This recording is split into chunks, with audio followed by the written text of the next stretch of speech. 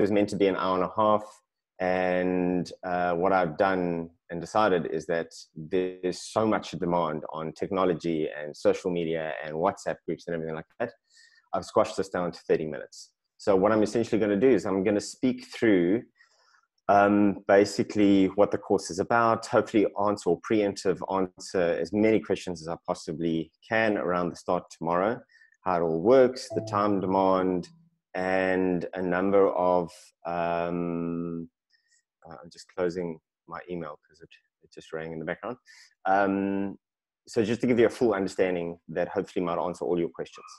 So once we finish that, if you can in the comments below, so those of you who are new, and if you squiggle around at the bottom of your screen, there's going to be a chat. If you pop that up, what you can do is you can ask a question or write a question down, and Carla at the end will feedback those questions to me. So the first half is going to be a half an hour. It'll just be basically me presenting Fierce Compassion. And then afterwards, you can throw questions at me. You can even put your hand up if you want to ask me those questions through the audio, which might be helpful for other people if they have similar questions. So yeah, we're going to get started now. And I'm going to kick over to looking at my face, to looking at a presentation that I prepared just to take you through it. Okay, so you should all, hopefully, if this is working, be able to see in full screen my presentation, and then possibly a little bit a pic of me on the one side. Perfect. All good. So, perfect.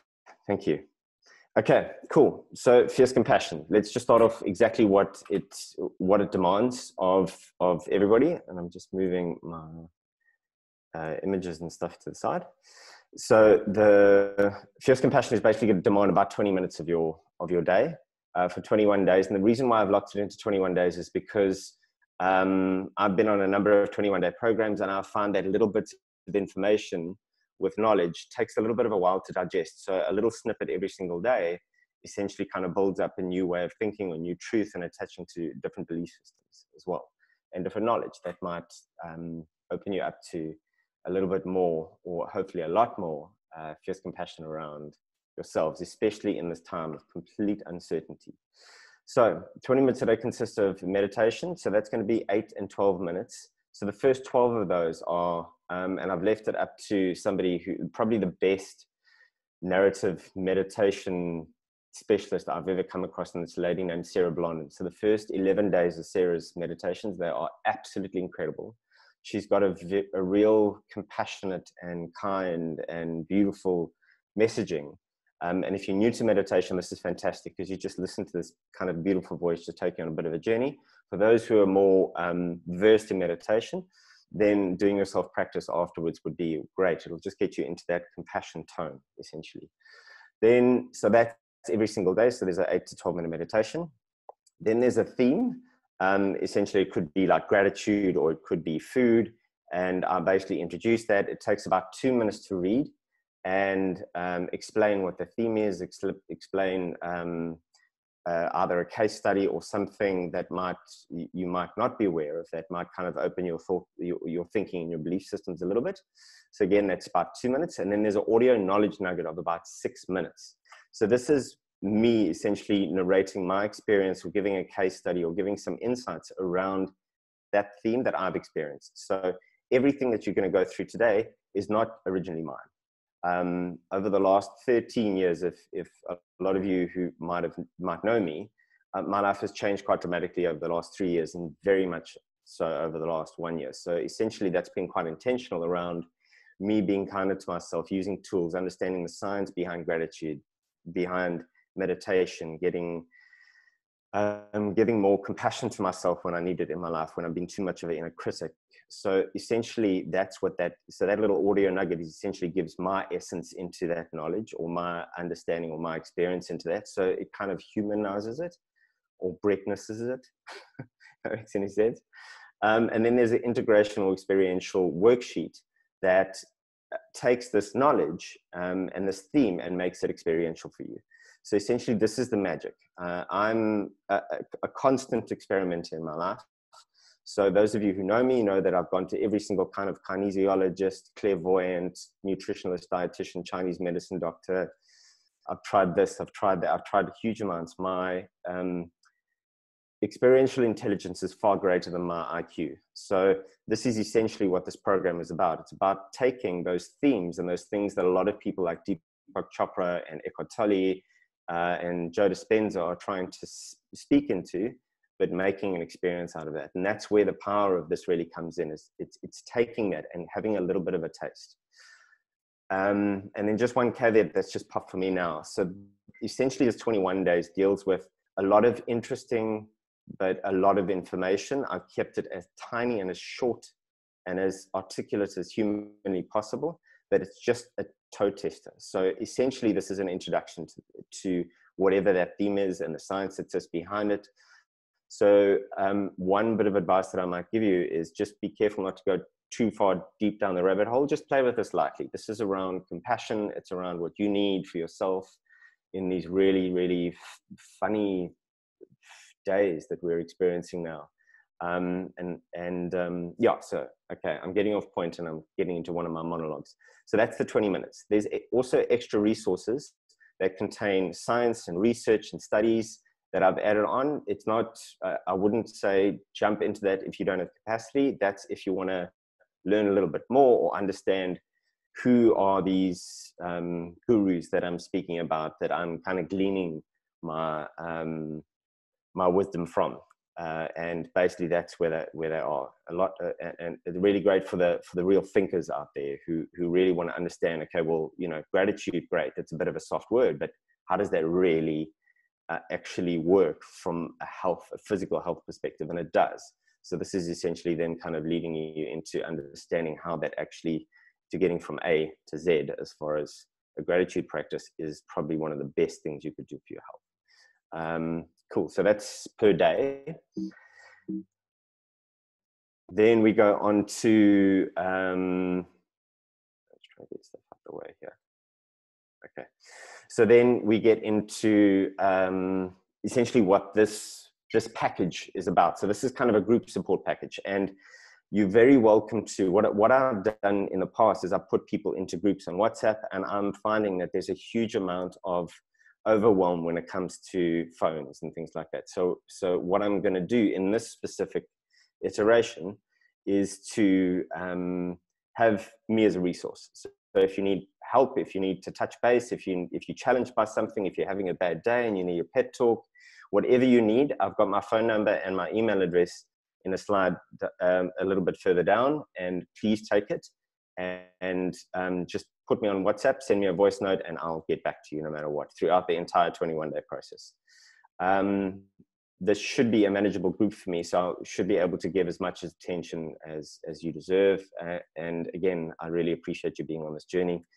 I think this is probably the most important work that I've ever experienced because of what it's done for me. So it's very, very valuable. Okay, so just going through it. So that 1.5-hour group introduction talk, that's kind of what we're on at the moment. It's 30 minutes now, to be respectful. Then I've got in as a 15-minute one-on-one individual Enneagram session.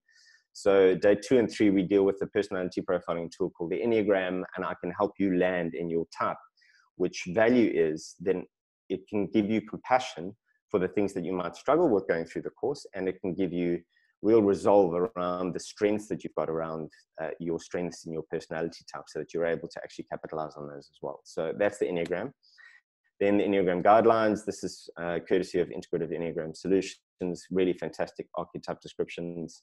Then there are 4 healing focused videos. This is essentially a bookend of each week. And at the beginning of each week, basically, I set the tone for the next 7 days. And like on day 7, I'll review the 7 days before and prepare you for the next 7 days. Then there's 21 knowledge nuggets, and these are basically the 2-minute reads. Then there's 21 meditations, guided and self-practice. So the first is going to be guided. The next will be more lean towards the self-practice. What that means is quieter space and more space, just to be able to kind of soften the voices and just settle yourself without too much guidance.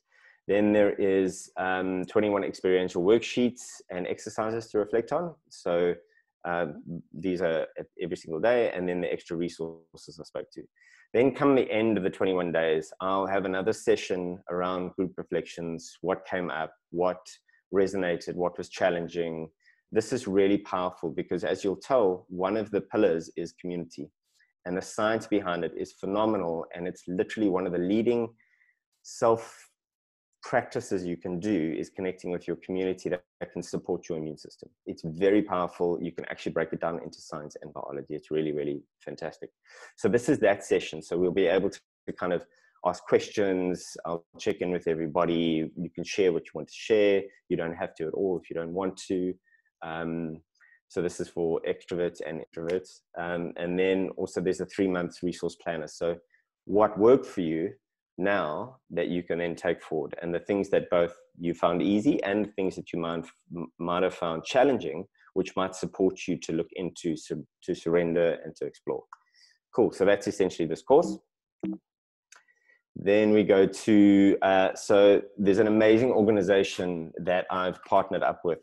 And the one thing I didn't really speak into earlier was Life Shine. So Life Shine is an amazing wellness center that I've partnered with for this launch. Incredible group of people, and a big thanks to Helen, to Bill, to Peter, to Carla, to kind of join me and jointly launch this. They're a wellness center in Cape Town, between Somerset West and Stellenbosch on the R44. And they deal with detoxification, healing around disease, and general wellness too. So amazing organization. The next thing I'd like to speak about is the platform. So I've partnered with an amazing group called Moyo, the Heart Center. So if you have done any online courses, you probably have done it on Teachable, which is a global kind of practitioner course delivery platform. And this amazing group of people, and I know each one of them very well. I know the intent behind what they're trying to do is to take South Africans' online courses and then present that to the world. So I'm the first who are launching on their new platform. They've got great experience in this. But just in case we have a little bit of a glitch, or you're not getting your day 4 open up or something like that, please contact me straight away and I'll resolve it as fast as humanly possible. But please bear with us if anything happens. They're a great bunch, and this is a phenomenal platform. So you've probably got your username and password, and I actually found mine in my spam account. So it'll come from Moyo, the Heart Center, and it might be in your spam. It'll give you your username and your password. If you don't have it, don't stress, just send me a message and I'll get that for you before tomorrow.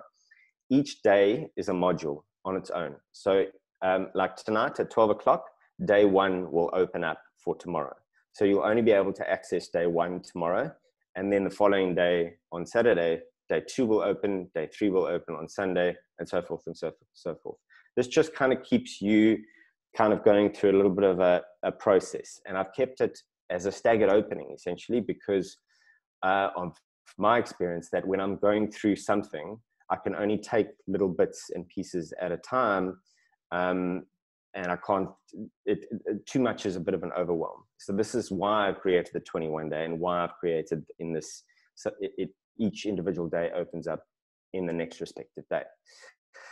For those of you who don't have my number, please take my number down and load me into your phones, and send me a WhatsApp with your full name. And then just please reach out, leave me a voice note, or whatever you need, any support, any reflections, anything to do with this process or where you are and what it might bring up. So please just use that. And then if you can't get hold of me there, Brett at Brett W Simpson, if you prefer to do it via email. Okay, so that's essentially the platform. Then we go into the sources. So I'm going to take a sip of water quick. So the sources come from a number of different places, but the 4 biggest influences are, I'm going to go through quickly. So my personal experience, cancer taught me a new one, 13 years ago. And it just unraveled through my ego, everything in my life that wasn't serving me. It made me question everything. I went through a quarter or midlife crisis, and I really just needed to kind of figure out who I was and process my life after cancer. And essentially everything that I've learned and everything that I present in this is the fruit of what I learned and have applied to my life. So essentially everything that's in here is I've built through personal experience or had some level of experiential engagement with that has served me, and that's why I put it in here. So radical remission is the other one which forms a big influence in this work. And that's a lady named Kelly Turner, who went around the world interviewing people who had spontaneous remissions. And spontaneous remission is when you get a terminal diagnosis for let's say cancer, and Western medicine can't help you, and essentially you go home, and these people have done certain things that have got their health to return to a point where cancer has disappeared. And this is not any esoteric or witchcraft or weirdness or magic or miracles. This is foundational science that they've literally spent years understanding what people have done who've done these things. I mean, my uncle's one of them. A year and a half ago, he had pancreatic cancer. He had 1% chance of making it, and he's healthier today than he was 2 years ago. And so it's speaking to those sorts of cases and essentially what they did to return their health. And for me, this is where I've placed my trust in people who have used a life and death situation to actually regain wellness and an amazing, fulfilling life, but using these pillars. And what Kelly then did is that she went and found other research papers and science that then supported each one of those pillars. So it's fantastic. So it's a conglomeration of huge amounts of data. Then there's the Blue Zones, which is a gentleman named Dan Buettner got funded 15 years ago by National Geographic to find places in the world that had the longest or the oldest people on the planet. So he found these 5 pockets all over different cultures in the world, and he'd basically been studying them for 15 years. And to understand why these pockets of people are so immune to our Western diseases and who live lives well past 100 years old with physical labor in their days and have a beautiful and fulfilling life in community. So I basically take the radical remission, I overlay that on Blue Zones, which is ironically almost exactly the same, like almost identical. It's phenomenal. This stuff really should be taught at schools. And then there's positive psychology, which is the study of psychology forward, not psychology in retrospect. And what I mean by that is instead of going, I'm depressed, how do I get to normal? It's going, I'm normal, how do I get to exceptional? So the people of Bhutan their country has a happiness measurement index. So instead of just their gross domestic product, they also measure the happiness, joy, and fulfillment and contentment of their population. So it's studying people like I don't know if it's the Bhutanese, people from Bhutan, and why they have such a happy, fulfilling life, and learning from those people who reach those exceptional kind of Dalai Lama sort of states of being.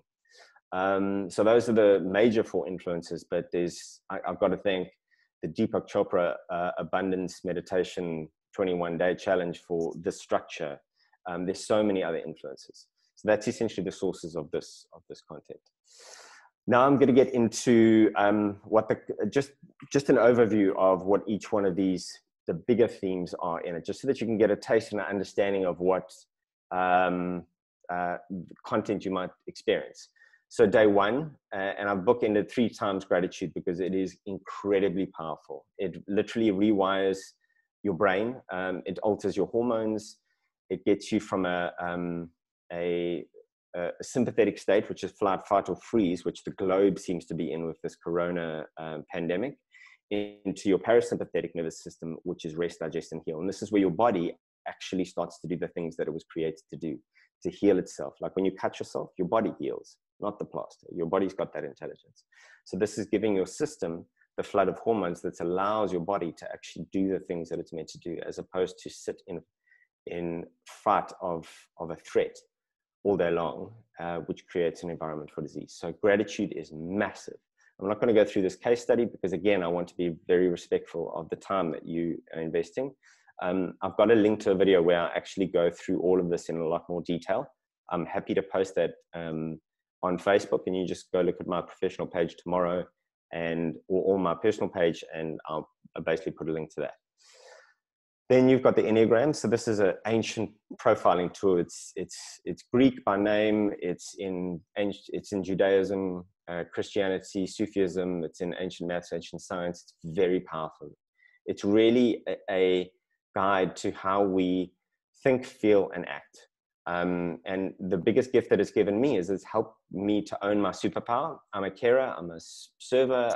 I'm somebody who's very sensitive. So this is the work that I embrace, and this is what I do now, because I recognize that that's a strength of mine. So now I'm using that to create a service or to create support or serve humanity. And it'll also give you kindness to your weaknesses. So my Enneagram type is conflict averse. So I will avoid conflict like the plague typically. And now what I tried to do is I tried to get into it, but with my Enneagram type as the theme, so that I can help people meet, minds and hearts meet, essentially, because that's my personality type. So when I'm not good at confrontation, I give myself a lot of compassion, a lot of kindness around that, because it's a life thing. It's a challenge that I'm going to grow through and explore for the rest of my life. But I'm making little improvements. So essentially, it just really helps you kind of show up as who you are fully, with not pride, but I think you might know what I'm saying. Just self-acceptance. Then there is relation to food. Now, this is not necessarily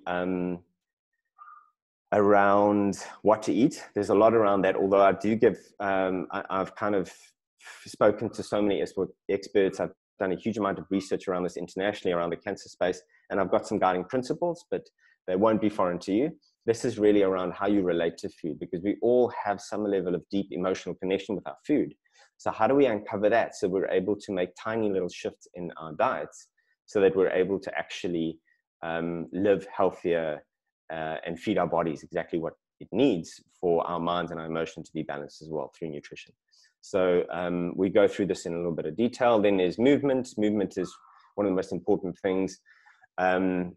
Basically, when we start moving, we start producing serotonin in both our gut and our brain. And essentially what that does is it puts us from the sympathetic into the parasympathetic. So it's your own antidepressants, essentially, that you're creating signals for in your body to get your DNA to express those hormones. So very, very powerful to kind of short circuit anything from a low energy perspective. Rest and relaxation. This is the biggest challenge I'm seeing out there at the moment, because there are just a huge amount of people that I know, especially the extroverts and the busybodies, that are having a hugely tough time with this. And in Italy, if you've watched Eat, Pray, Love, that dolce far niente is around the sweetness of doing nothing. And when I went to Italy to visit my sister and her amazing family, I really got to experience and understand this when I was in Rome. The Italians just have a way of being able to kind of chillax and be in community and enjoy the plainness and the simple things. And it's something that we struggle with in modern society. So this is essentially a lot around, how do we give ourselves permission to be able to actually take an hour or two or a Sunday off and just like absolutely chill, or do a puzzle, or do whatever we need to do. Deliberate choice. My uncle, who got through pancreatic cancer, this is probably his superpower, because he just made strong decisions all the time. But what I found is, like, personality types like myself, I struggle to make the bigger decisions. And I've learned that those smaller decisions done consistently start to help me take care of the bigger decisions. And I'm in total admiration for people who are Enneagram 8s and 3s who just make decisions like this. It's fantastic. Because once you when you don't make a decision, you live in this ambiguity state. and that causes anxiety, and it causes you to go into your sympathetic, which is the bad hormone, which is cortisol, adrenaline, all those sorts of things. So this is around helping make tiny little decisions, small little ones. Then we look at following intuition.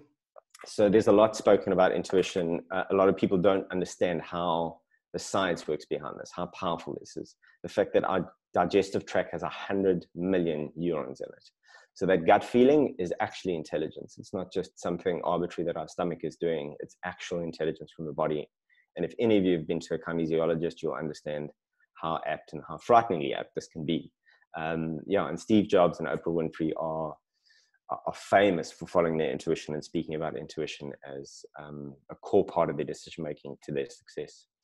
Then living in purpose. So yeah, there's essentially, this is what my partner downstairs, Marissa, is doing. She's finding out all of these amazing people who are wanting to do something to kind of give food to the right places, but have it done credibly and effectively, and know that if you're going to donate, money is going to go to the right place. So this is her purpose in this space that I see. I don't want to put thoughts in or words in her mouth, but she's kind of attached to that. This has been my purpose, to actually share this work and having the courage to put stuff on Facebook and things like that. But in the mornings, my purpose is to make my bed. It is to make a breakfast for my partner and I. It's to do the smaller things.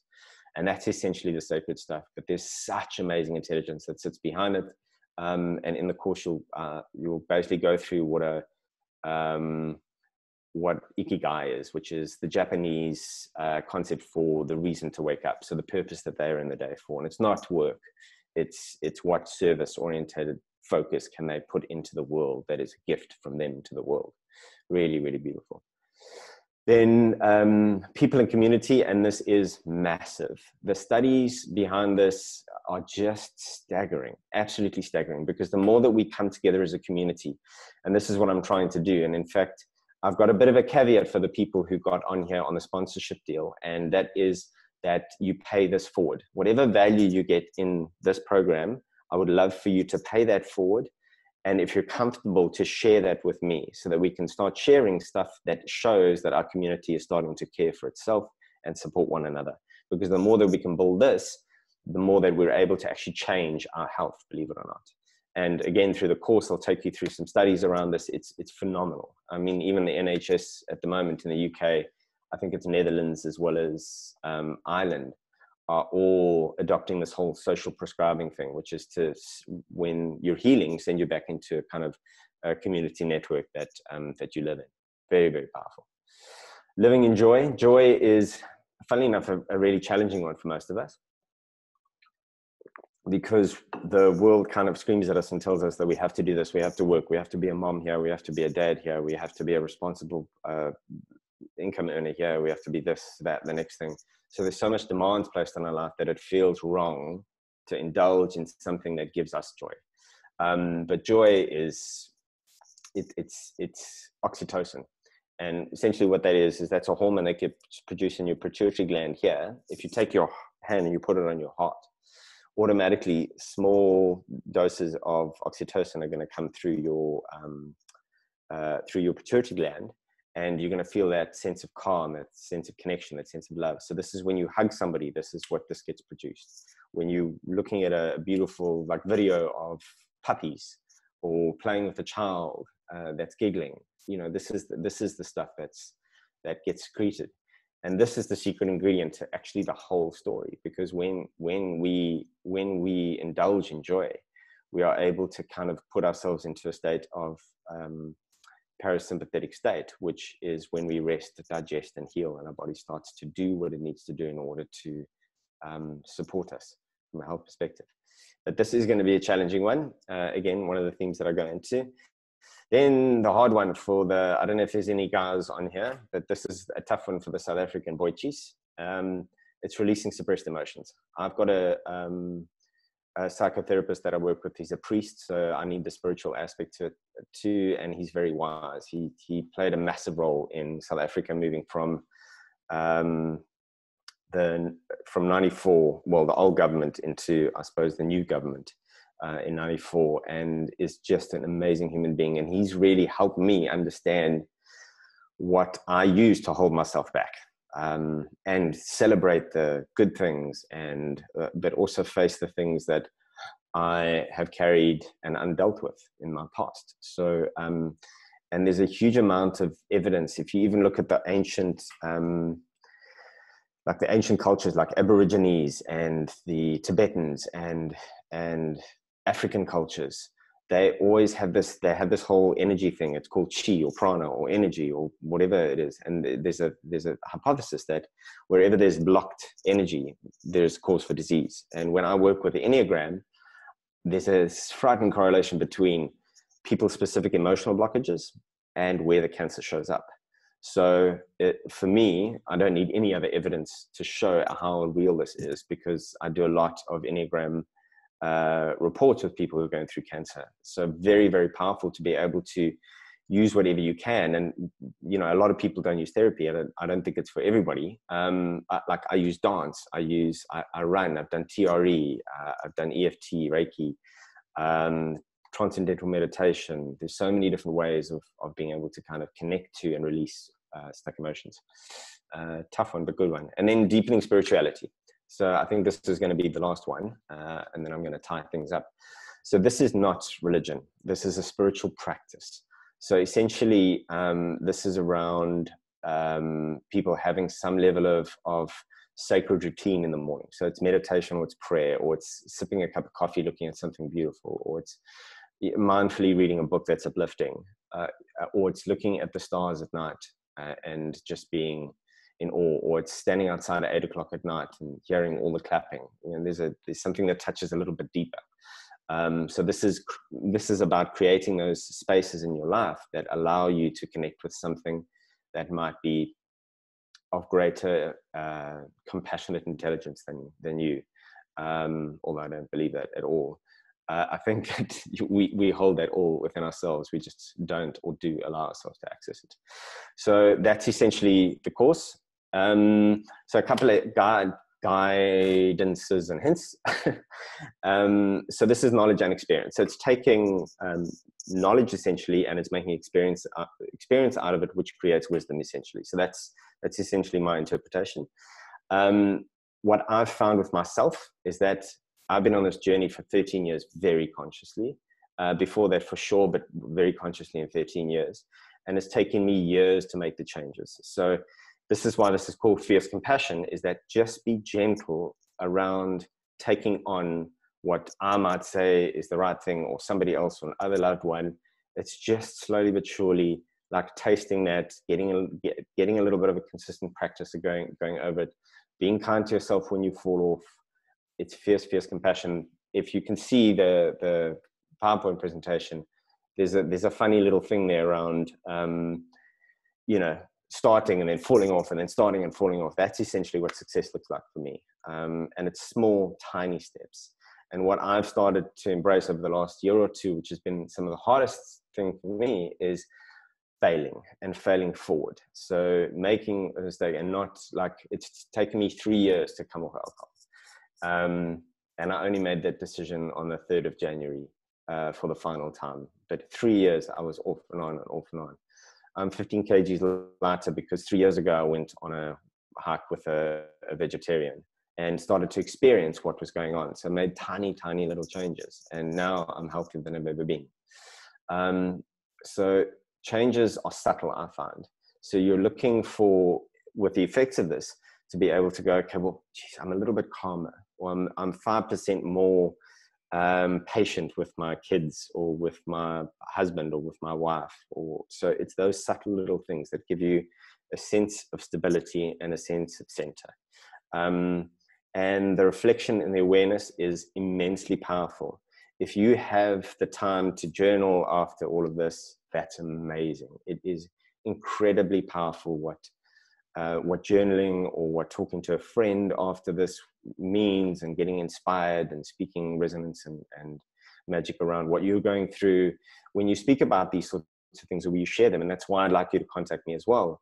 You get deeper learnings when you discuss things. So again, please, that's a massive invitation just to connect with me specifically. And yeah, just to take as much time as you can and do with as much, whatever your capacity and your willingness is at the moment. These times are really, really tough to kind of anchor into good habits. So be gentle, be really gentle with yourself throughout all of this. And I would love you all to finish it. And I would love for you to get to the end of this and give me some feedback. Obviously, as you can see, I've put my heart and soul into this, and I really want to improve it and be able to do a lot more of this work. So I thank you for joining me. Now I'm going to jump on to any questions you might have. How are we doing? Okay, cool. We're nearly 30 minutes. Okay.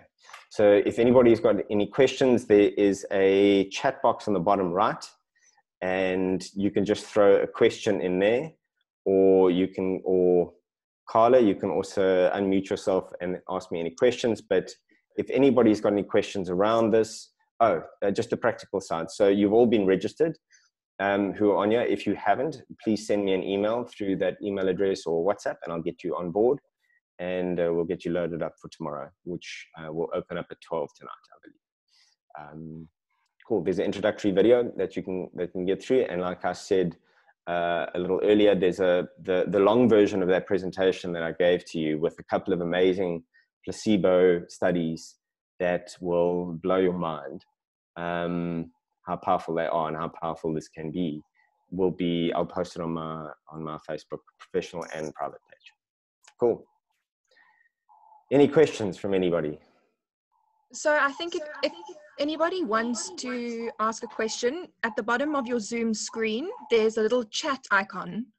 If you click it, it'll bring up a little chat. You can either type a message here. There's also a little hand signal. Currently, everybody is muted. So if you put up the hand signal, we can unmute you, and you can have a conversation with Brett if you have questions. Okay, a couple of people have found the chat. Yeah, and also if you don't feel like, or a question might come up a little later for you, please feel free to send me a message. Typically after this, I'm getting into kind of house chill mode, but I will definitely respond to you. I promise you I will, and I'll unlock if you can't access. But please do contact me. Really, really important that a technical or something arbitrary doesn't hold you back from doing the course. And again, if you've got any questions that you might not want to speak to now, or that comes up later, please just send me a message on WhatsApp. Brett, Okay. I'm not sure if you want to just put in the text box your contact number, and then people can... in the chat.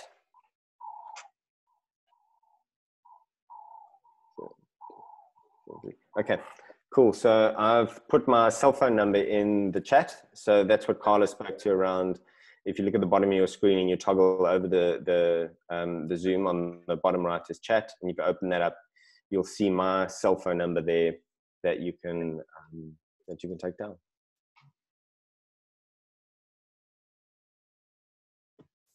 Okay. I think Carla, then we're going to tie this off if nobody's got any questions. How do you do the Enneagram session? Okay, wait, hold on. We so do also have this session recorded. Okay. So if anybody wants access to this again, we do have it available. Okay, cool. So thanks, Carla. I appreciate that. Yeah, I'm gonna push that out tomorrow onto my Facebook page, early days. And I've just got two questions, one from Hilton and one from Tracy. So Hilton has asked, how do you do the Enneagram session? So the Enneagram session, how I've laid it out, Hilton, is a self-assessment. So on day 2, it introduces the Enneagram, and day 3, essentially, it really helps you find your own Enneagram.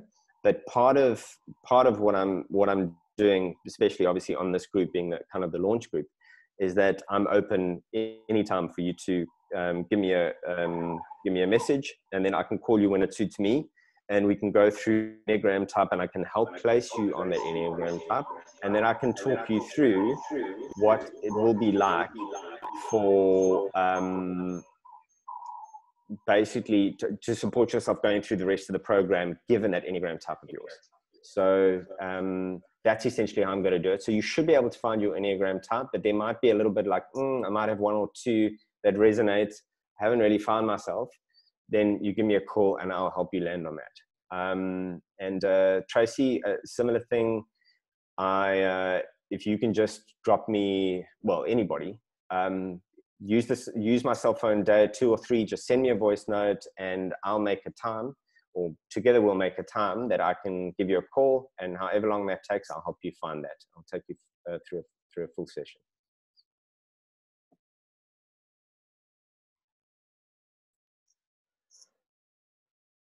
Cool. Okay. So again, I would just like to massively thank all of you for being a part of this. I'm really, really eternally grateful. I think this is a really opportune time for reflection and for processing, because I don't think in this whole COVID-19 thing that we can come out the other side as the same planet doing the same things, because we're just going to kill ourselves. I mean, the stats are frightening on where we're headed just from a cancer perspective, if we don't start changing the way that we care for ourselves. So what you're learning here, or what I'm kind of putting together from other people with my own experience in it, is something that really is so important for everybody to kind of understand and integrate to some degree into their lives, because it just really helps us like have a level of self-acceptance, self-compassion, self-care. And it just, a lot of people, when I start speaking about that kind of stuff, get turned off, because it's such a hard concept to stomach a lot of the time, because we don't do it, because anyway, I'm evangelizing again. So thank you very much. I really, really appreciate it. And again, any questions, any concerns, if you're not getting onto the system, shout with me directly and I'll make sure I can get everything on there. Okay, cool. So I'm going to sign off.